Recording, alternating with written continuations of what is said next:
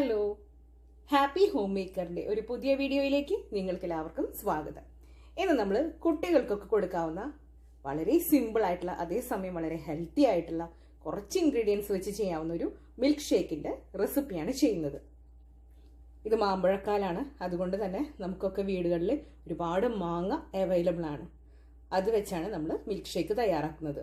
അതുപോലെ പാലും പഞ്ചസാരയും വളരെ കുറച്ച് ഇൻഗ്രീഡിയൻസ് വെച്ചാണ് നമ്മളിത് ചെയ്തേക്കുന്നത്. അപ്പം നമുക്ക് വേഗം തന്നെ വീഡിയോ ഒന്ന് കണ്ടു നോക്കിയാലോ. നമുക്കിന്ന് വളരെ സിമ്പിൾ ആയിട്ടുള്ളൊരു മാംഗോ മിൽക്ക് ഷേക്ക് ഉണ്ടാക്കാം. നമ്മുടെ വീട്ടിൽ അവൈലബിൾ ആയിട്ടുള്ള വളരെ കുറച്ച് ഇൻഗ്രീഡിയൻസ്, 3 ഇൻഗ്രീഡിയൻസ് മാത്രം നമ്മൾ ഇതിൽ ഉപയോഗിക്കുന്നുള്ളൂ കേട്ടോ. വളരെ സിമ്പിളായിട്ട് കുട്ടികൾക്കൊക്കെ പെട്ടെന്ന് ഉണ്ടാക്കി കൊടുക്കാൻ പറ്റുന്ന ഒരു മിൽക്ക് ഷേക്ക്.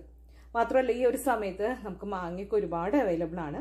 ഇതിപ്പോൾ മൂവാണ്ടൻ മാങ്ങയാണ് എടുത്തേക്കുന്നത്. നല്ല പഴുത്ത നല്ല മധുരമുള്ള ഏത് മാങ്ങ വേണമെങ്കിലും നമുക്ക് ഉപയോഗിക്കാം.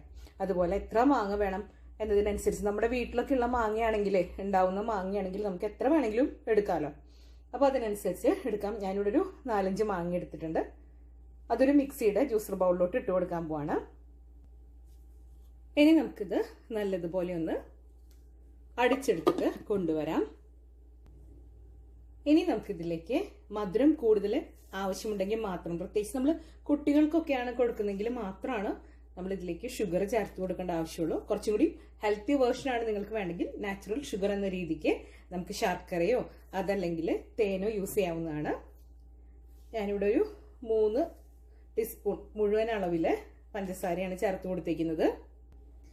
ഇനി നമുക്ക് ഇതിലേക്ക് പാല് ചേർത്ത് കൊടുക്കാം. ഞാനിവിടെ ടോണ്ട് മിൽക്കാണ് യൂസ് ചെയ്യുന്നത്. നല്ല തണുത്ത ടോണ്ട് മിൽക്ക് യൂസ് ചെയ്യുന്നുണ്ട്. നിങ്ങൾക്ക് ഇതിന് പകരം തിളപ്പിച്ചാറിയ പാല് യൂസ് ചെയ്യാവുന്നതാണ്. അതുപോലെ പാലിന്റെ ക്വാണ്ടിറ്റിയും നിങ്ങൾക്ക് എത്ര തിക്നെസ് വേണം അതിനനുസരിച്ച് ചേർത്ത് കൊടുക്കാവുന്നതാണ്. ഇനി നല്ല ഒരു ചിൽഡ് ആ ഒരു രൂപത്തിലാണ് കിട്ടേണ്ടതെങ്കിൽ ഫ്രീസറിൽ വെച്ച് നല്ലതുപോലെ തണുപ്പിച്ചെടുത്താൽ മതി കേട്ടോ. പാല് നല്ലതുപോലെ തണുപ്പിച്ച് ആ കട്ടയൊന്ന് ഉടച്ചെടുത്തിട്ട് ചെയ്തു കൊടുത്താൽ മതി. പക്ഷെ നല്ല ചൂടുകാലാണ്, അത് നമ്മൾ ഓർമ്മയിൽ വെക്കണം. ഞാനിതിലേക്ക് ഒരു 3-4 ഐസ് ക്യൂബും കൂടെ ചേർത്ത് കൊടുക്കുന്നുണ്ട്. ഇനി വീണ്ടും നമുക്കിതൊന്ന് നല്ലതുപോലെ ഒന്ന് അടിച്ചെടുക്കാം. ഇപ്പൊ നമ്മുടെ മാംഗോ മിൽക്ക് ഷേക്ക് ഇവിടെ റെഡി ആയിട്ടുണ്ട്. നമ്മൾ ഇതിലേക്ക് വേറെ ഐസ്ക്രീം ഒന്നും ചേർത്തിട്ടില്ല.